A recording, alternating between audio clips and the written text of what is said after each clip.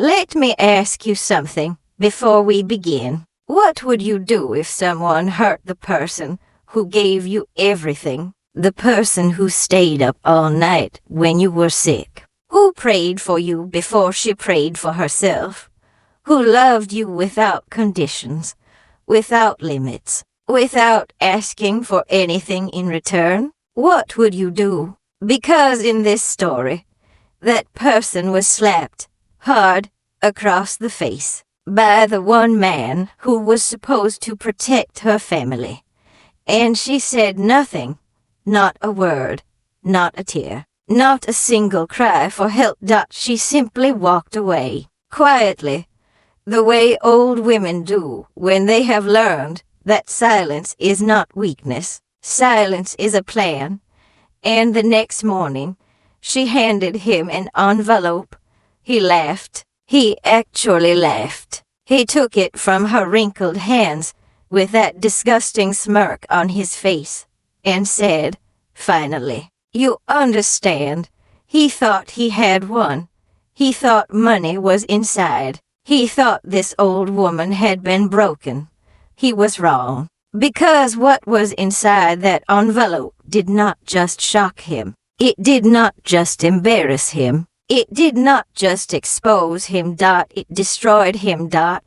And by the time he finished reading, he was flat on the floor, unconscious, gone. Stay with me, because this story is going to shake something inside of you. Whether you are watching from Nigeria, from the United States, from the United Kingdom, from India, from Ghana, from Canada, or anywhere else in this world, I want you to drop your location in the comments right now. Tell me where you are watching from. This community is global, and I love knowing where my family is tuning in from. And before we go any further, if you are new here, welcome. Hit that subscribe button right now and turn on your notifications, because we tell stories here that remind you of something important. That God is not asleep, that patience is not weakness,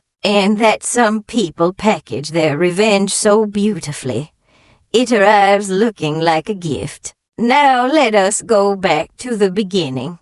Her name was Grandma Celestini, 71 years old, small frame, silver hair always neatly pinned back, hands rough from decades of work, from raising children, from building a home with nothing but faith and stubbornness. She lived in a modest house on the edge of a quiet town, and her world revolved around three things: her garden, her Bible, and her daughter Mirabelle.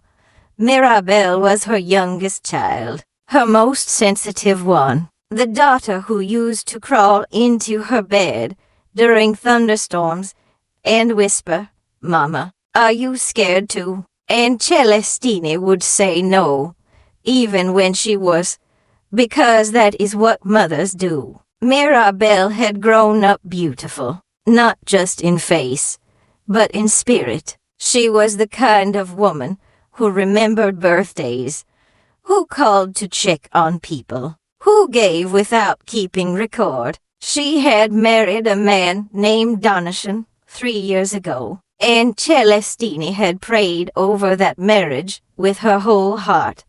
But from the first month, something felt wrong.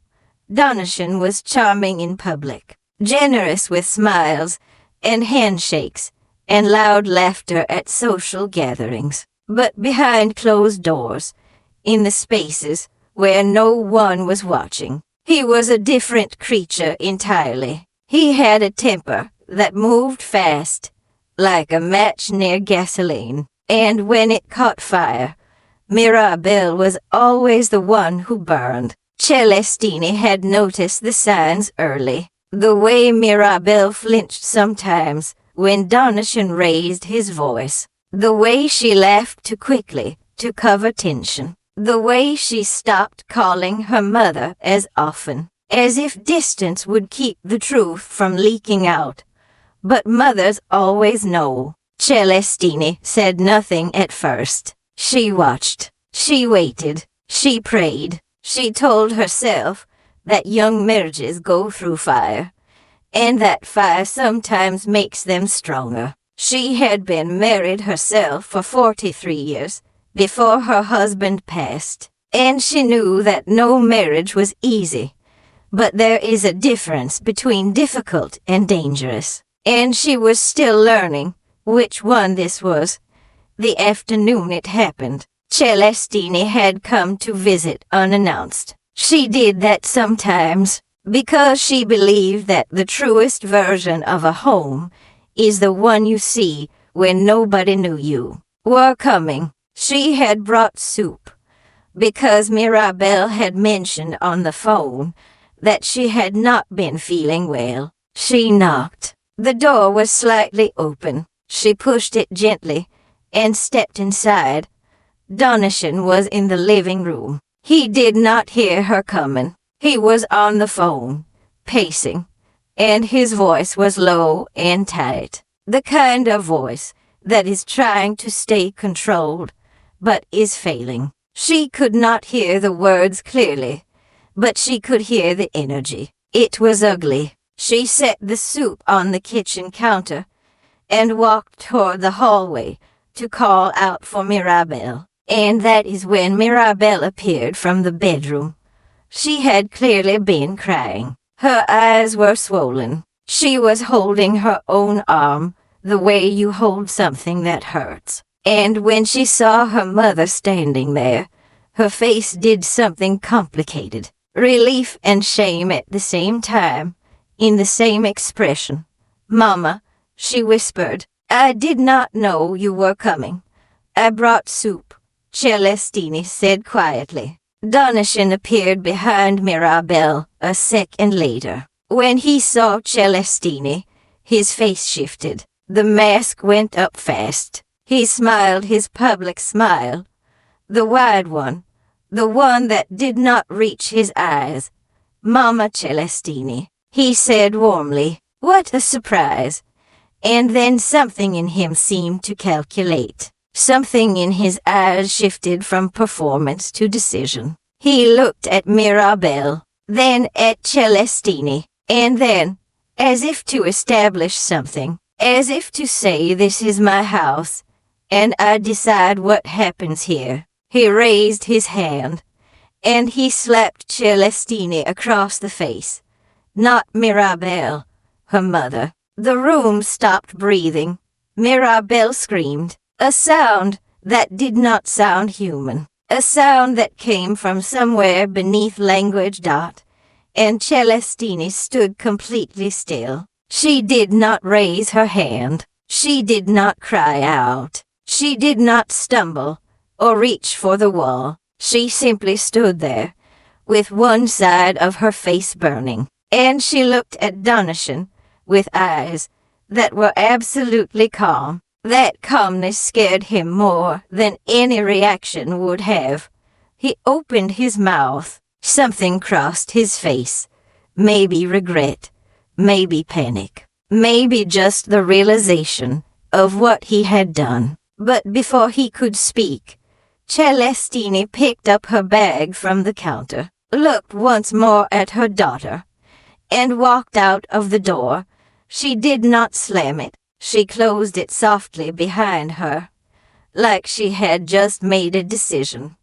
The drive home was silent. Celestine did not turn on the radio. She did not call anyone. She did not cry. She drove with both hands on the wheel, eyes on the road, breathing slowly, the way she had taught herself to breathe during the hardest moments of her life. In through the nose, out through the mouth, long and steady, like someone who has decided that falling apart is not an option.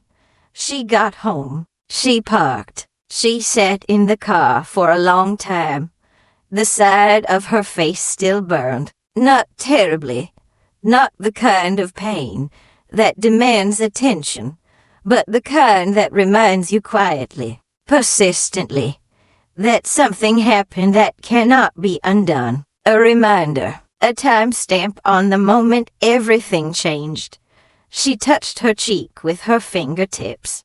And then, for the first time since she had walked out of that house, she closed her eyes. She did not pray for revenge. Not yet. She was not that kind of woman. And she knew that revenge requested in the heat of anger rarely arrives in the right shape. Instead, she prayed for clarity. She prayed for wisdom. She prayed for her daughter, for Mirabelle, whose scream was still echoing in some corner of her chest that she could not quiet. And then she prayed for herself, that she would not react from pain, that she would respond from purpose. There is a difference, she always said. Reaction is the fire, response is the water. And she had spent 71 years learning to be water.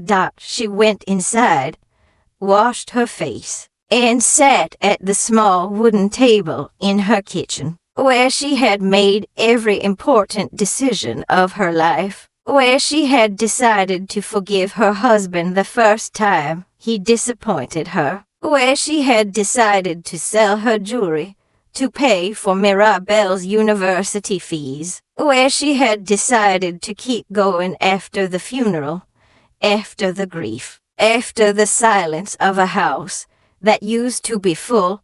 She sat there, and she thought. She thought for a long time. Her mind moved carefully, the way a chess player moves, not looking at the piece in front of them, but at the whole board, at every consequence, at every outcome. She thought about Donatian, about who he was, and who he presented himself to be, about his job, his reputation, his carefully constructed image in the community. He was a man who needed people to see him a certain way. That need, she understood, was not a strength. It was a pressure point. She thought about Mirabelle, about how long this had been going on, about the flinching, the silence, the distance, about the way her daughter had looked at her in that hallway.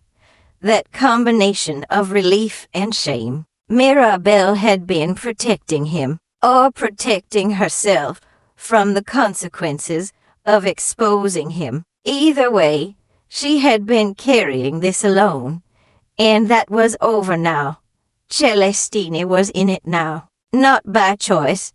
Exactly. He had made the choice for her when he raised his hand. She got up from the table and went to her bedroom. She opened the drawer of her bedside table and took out a small notebook, the kind with a hard brown cover, where she kept important information, phone numbers, dates, names.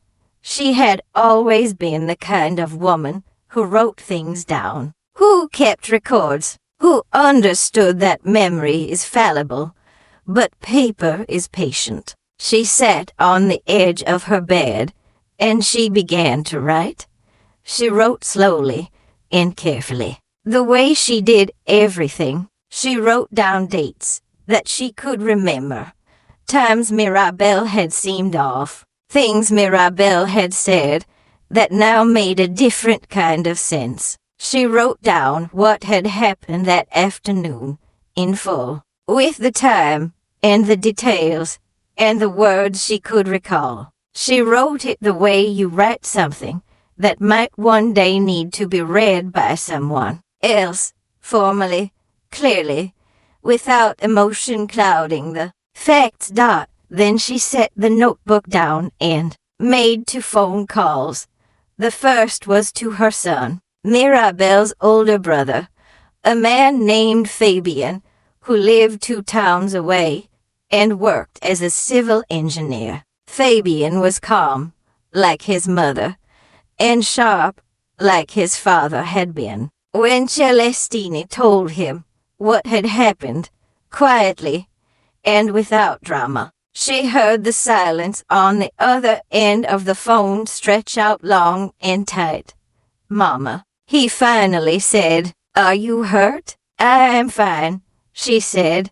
I am coming. No, she said, not yet. I need you to be ready, not present. There is a difference. When I call you again, I will need you to move fast. Can you do that? Another silence. Then, yes, Mama.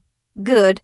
She hung up. The second call was to a woman named Sister Augustina, who was not actually a nun, but had been called Sister for so long that nobody remembered why. Sister Augustina was 74 years old, sharp as a blade, and had spent 30 years working as a legal secretary before she retired. She knew things, she knew people, and she had a memory like a steel trap. Celestini, she said when she picked up, because she always answered like she had been expecting the call. I need your help with something, Celestini said. Is it serious? It is. Come tomorrow morning. Bring your notebook. Celestini said she would. She hung up. She looked at the ceiling for a moment, then looked back down, then stood up and went to make herself a cup of tea, because there was still tonight to get through, and she intended to get through it with a clear head. She did not sleep much that night, but she did not cry either. She lay in the dark and she planned. She thought about the envelope, not what would go inside it yet. That would come in the morning, after she spoke to Sister Augustina, but the idea of the envelope itself, the shape of it, the simplicity of it, she liked it. There was something elegant about delivering a message in a container that looked like generosity. He would assume it was money. Of course he would. Men like Donatian always assumed that the women around them were either afraid or offering peace. He would take that envelope with both hands and smile his smile and think he had one. And then he would open it, and the floor would come up to meet him. She smiled to herself in the dark. A small, quiet smile, the kind that nobody sees but you. She reached over and turned off the bedside lamp. Tomorrow was going to be a very important day, and she intended to be ready. She was up before the sun. That was not unusual for Celestini. She had been an early riser her entire life, the kind of woman who believed that the first hours of the morning belonged to God and to thinking. Before the noise of the world came in and cluttered everything, she made her tea, she sat by the window, and she watched the sky change from black to gray to the pale soft gold that she had always loved. She watched it the way you watch something you are grateful for, quietly, completely. Then she got dressed, picked up her notebook, and drove to Sister Augustina's house. Sister Augustina lived in a small but precise home. Everything in it had a place, and everything was in its place. The curtains were straight. The books on the shelf were organized by size. The kitchen smelled like ginger and order. She opened the door before Celestini even knocked, which was typical, and waved her inside without ceremony. Sit, she said. Tell me everything. Celestini sat and told her everything. She spoke without rushing, without dramatizing, without leaving anything out. She told her about Donatian, about the months of watching Mirabelle change, about the afternoon visit, about the slap, about the stillness that had come over her in that moment, and the planning that had come after. She told her about the notebook, about Fabian, about the envelope idea that had come to her in the dark. Sister Augustina listened without interrupting. When Celestini finished, She was quiet for a long moment, fingers laced together on the table, eyes steady and unreadable. Then she said, "You are not just angry. You are strategic. Good. Angry women make noise. Strategic women make change." Celestine nodded.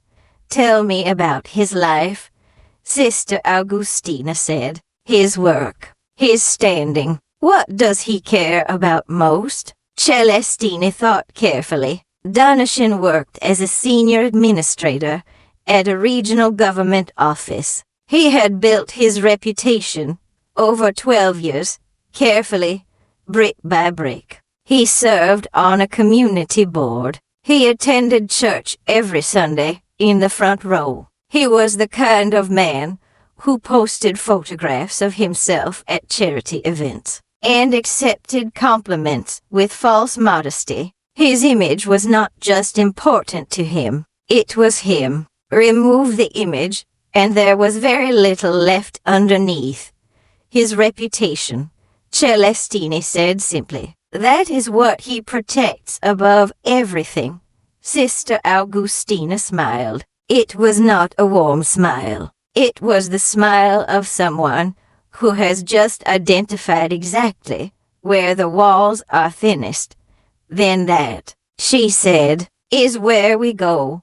What followed was 3 hours of careful, methodical work at Sister Augustina's kitchen table. Sister Augustina pulled out her own files, her contacts, her knowledge of formal processes. She explained things to Celestine in plain language, walking her through what was possible, what was advisable, and what would be most effective. She had seen situations like this before, in different shapes, with different names. She knew how institutions worked and, more importantly, she knew how they failed, and where the gaps were that a determined woman could walk through if she knew where to look. By the time Celestine left that house, she had everything she needed. She stopped at a stationery shop on the way home and bought a single white envelope, clean, crisp, the kind that looks official without announcing itself. She held it for a moment in the car before putting it on the passenger seat. Such a small thing, such an ordinary object. And yet at home, she sat at her kitchen table again, and she assembled the contents carefully. She did not rush. She read each item twice before folding it. She made sure everything was in the right order, that the most important piece was on top, the first thing his eyes would land on when he opened it. She thought about that moment, about his hands pulling out the contents, expecting paper money, and finding instead something that would not fold, would not spend, would not be put away in a wallet and forgotten. She sealed the envelope. She wrote his name on the front in her neat, steady handwriting. Donation. Just his name, nothing else. No return address, no explanation. Just his name, in her handwriting, which he would recognize immediately, and which would make him feel, for just a moment before he opened it, that he had already won. That this was the old woman waving a white flag, that this was surrender delivered to his door. Let him think that, she said to herself. Let him have that moment. It will make what comes next land harder. She called Mirabelle that evening. Mirabelle answered on the second ring, her voice careful and thin, stretched tight over whatever she was feeling underneath. "Mama," she said, "I am fine." Celestine said immediately, because she knew that was the first question sitting in her daughter's throat. "I am completely fine. I need you to listen to me, and I need you to trust me. Can you do that?" A pause. Then quietly, "Yes, Mama, Tomorrow morning, before he leaves for work, I'm going to come by. I am going to give him something. I need you to be in the room when I do it. Not close to him, just in the room. Can you do that? Another pause. Longer this time. Celestine could hear Mirabelle breathing, could almost feel her weighing the risks, calculating the safety of compliance versus the danger of presence. Mama, what is in the envelope? Truth, Celestine said, the kind he has never had to face. Silence. Mirabelle, Celestine said, softer now. I need you to know something. What is happening in that house is not your fault. It was never your fault. And it is ending. Not violently, not dramatically, but completely. Do you understand me? She heard her daughter exhale, a long, shaking breath, like something that had been held for years finally being released. I understand, Mirabelle whispered. Good. Be strong tomorrow. Just for a little while. Then it will be over. She hung up and sat for a moment with her hand still on the phone. She thought about Mirabelle as a little girl, crawling into her bed during storms. She thought about the version of her daughter she had watched slowly disappear. Over 3 years of a dangerous marriage. She thought about who Mirabelle would be on the other side of tomorrow, freer, lighter, herself again. That thought settled something in her chest. She put the envelope on the kitchen table and looked at it one last time before going to bed. She slept well that night, deeply and without dreaming. The sleep of someone who has made peace with what is coming. Morning arrived gray and cool. Celestine dressed carefully. She wore the blue dress she saved for important occasions. She pinned her hair back neatly. She looked at herself in the mirror for a moment, at the faint mark still visible on her cheek, and she held its gaze without flinching. She picked up the envelope. She drove to her daughter's house. She knocked. Donatian opened the door. He was dressed for work. Tie already on, phone in hand.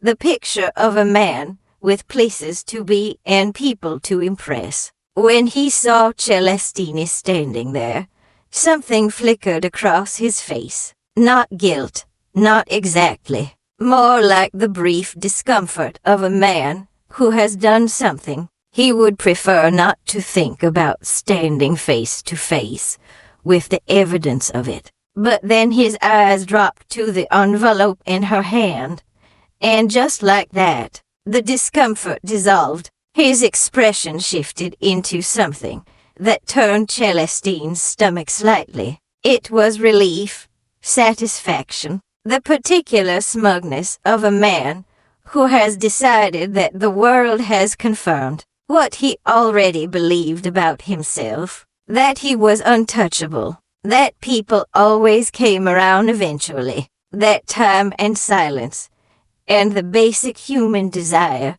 to keep the peace would always work in his favor. He straightened slightly, smiled. Mama Celestine, he said, warm as sunshine, as if yesterday and every day before it had never happened. Coming, she stepped inside. Mirabelle was standing near the hallway, exactly where Celestine had asked her to be. She looked pale but steady. Their eyes met for just a second. Celestine turned back to Donatian and held out the envelope. He took it with one hand, still smiling, already weighing it slightly with his fingers, already calculating.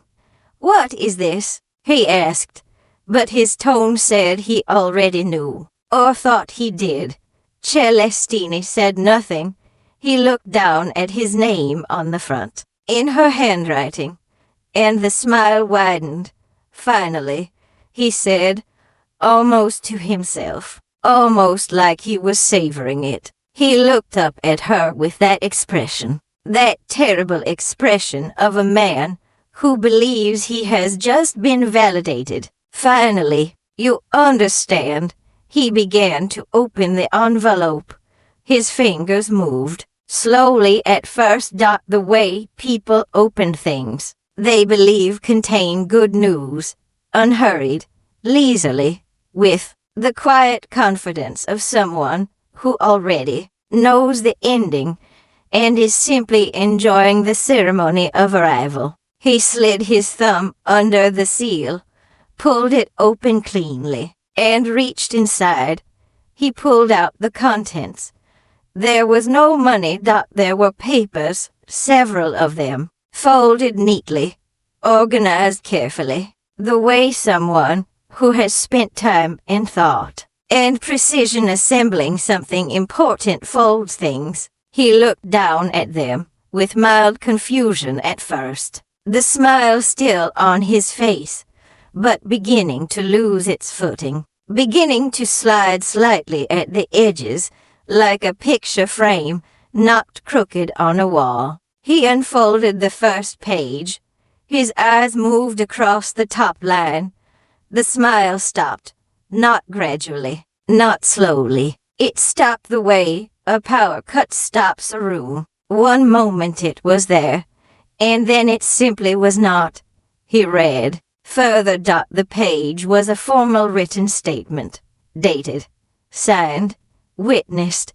It described in precise and clinical language the incident that had taken place in this very house the previous afternoon. It named him. It named the witnesses. It described the act with no softening, no ambiguity, no room for reinterpretation. Every word was exact. Every detail was documented. It had been prepared by someone who understood exactly how these things needed to be written, to be taken seriously by the people who would eventually read it. He turned to the second page.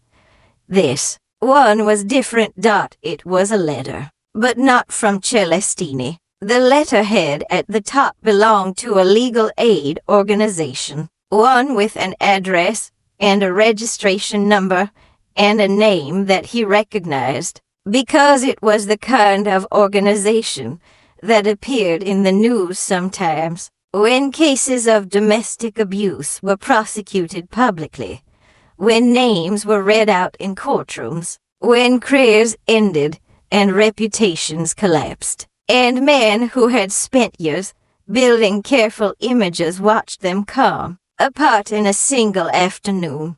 The letter was addressed to him personally. It informed him that a formal complaint had been filed, that the documentation attached constituted the first stage of a legal process that had already been initiated, that he had a specified number of days to respond through the appropriate channels, that failure to respond would result in escalation, that a copy of this same letter and all attached documentation had already been submitted to his employer, to the community board on which he served, and to the relevant civil authority. He turned to the third page. It was a copy of the submission confirmation, time-stamped, the previous evening, while he had been sleeping, while he had been comfortable in his bed in his house, believing that an old woman had gone home to cry and forget. Celestini had already moved. The wheels had already turned. The process had already begun. He turned to the fourth page.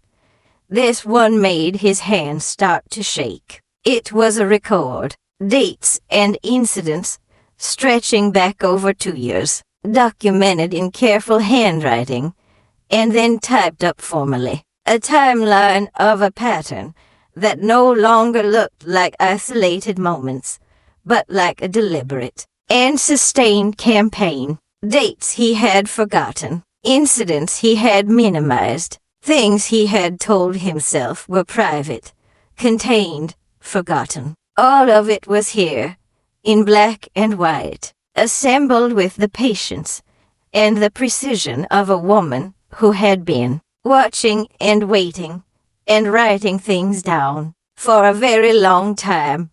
Mirabelle had contributed to it. He understood that when he saw certain details that only Mirabelle could have known, moments she had never mentioned, things she had apparently been recording quietly in her own way, feeding to her mother, building something together in the silence he had mistaken for submission. He had thought the silence meant he was winning. The silence had been a strategy. His mouth opened slightly. No sound came out. He shuffled back to the first page. Read it again. His eyes were moving faster now, not with the leisurely confidence of before, but with the panicked speed of a man looking for an exit, looking for the loophole, looking for the place where this could still be undone. There was no loophole. Celestini had made sure of that. He looked up from the papers, and for the first time since she had walked through the door, he looked at her, truly looked at her, not with the practiced warmth of his public face, not with the contempt he used behind closed doors. He looked at her the way people look at something they have badly, catastrophically underestimated. She looked back at him, without expression, without anger, without satisfaction. She simply looked at him, the way you look at something that has already been decided. Calm, complete, done. He looked at Mirabelle. Mirabelle was standing straight, hands at her sides, eyes clear. She looked more like herself in that moment than she had in 3 years. She looked like the woman she had been before him, before the flinching, and the silence, and the careful management of his moods. She looked like her mother's daughter. He opened his mouth again. "I can explain," he said. His voice came out wrong, too high, too thin. The voice of a man whose performance has failed, and who has not yet found the next one to replace it. "You do not need to explain anything to me," Celestini said. Her voice was perfectly level. "The people who matter have already been informed. The process has already begun. What happens next does not require your cooperation, only your response within the time stated." He looked back down at the papers. Something happened to his face then that Celestini would remember for the rest of her life, not because it gave her pleasure, because it did not. She was not a woman who found pleasure in watching things fall apart, even things that deserved to, but because it was the first honest expression she had ever seen on his face. All the performance stripped away, all the layers of charm and calculation and careful image management gone. Just a man standing in the wreckage of his own choices, looking at the consequences arriving all at once, with nowhere left to hide. His knees went first. He grabbed the back of the nearest chair, but his grip did not hold. The papers scattered from his hand, sliding across the floor in different directions. And then Donatian went down after them, heavily, completely, folding at the middle and dropping to the floor like a man whose strings had simply been cut all at once. He was unconscious before he finished falling. Mirabelle did not move toward him. She looked at her mother. Celestini looked at her daughter. Then Celestini reached into her bag and took out her phone and called for medical assistance, calmly and clearly, giving the address in the steady voice of a woman who has handled emergencies before. and knows that panic helps no one. She stayed on the line until she was told help was on the way. Then she hung up.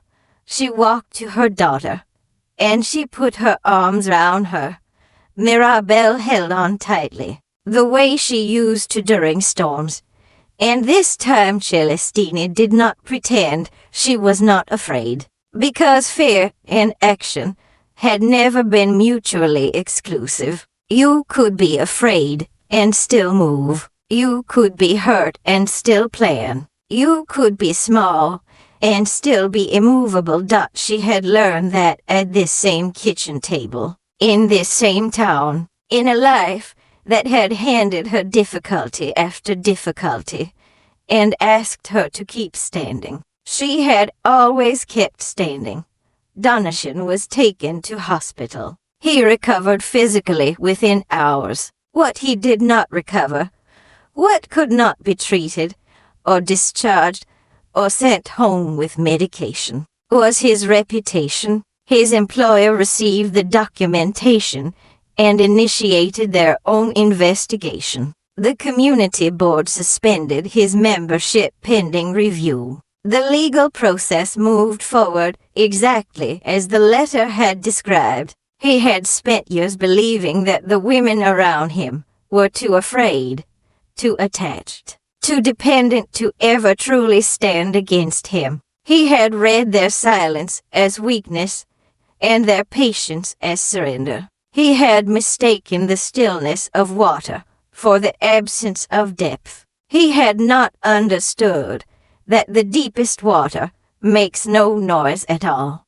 Mirabelle filed for divorce 4 weeks later. She moved back into her mother's house temporarily, into her old room, the one that still had the small mark on the doorframe, where Celestine had measured her height every birthday until she was 16. She slept through the night for the first time in years. On the first night she was back, Celestine sat at her kitchen table the morning after and drank her tea and looked out at her garden. The plants were doing well. The tomatoes were almost ready. There was work to be done. She picked up her notebook, opened to a fresh page, and wrote the date at the top. Then she set down the pen and just sat for a while in the quiet. In the good quiet. The kind that is not hiding anything. The kind that is simply peace. Outside, the morning was golden, and she breathed it in. If this story moved something in you, if it reminded you that patience is not passivity, and silence is not surrender, then share it with someone who needs to hear it today. Leave a comment telling me where you watched from. And if you are not yet part of this family, subscribe now, because there are more stories coming. Stories about strength that does not announce itself. About justice that arrives in quiet envelopes. About ordinary people who refuse to stay down. Grandma Celestine refused to stay down. And the floor, in the end, was where he landed. Not her. Never her.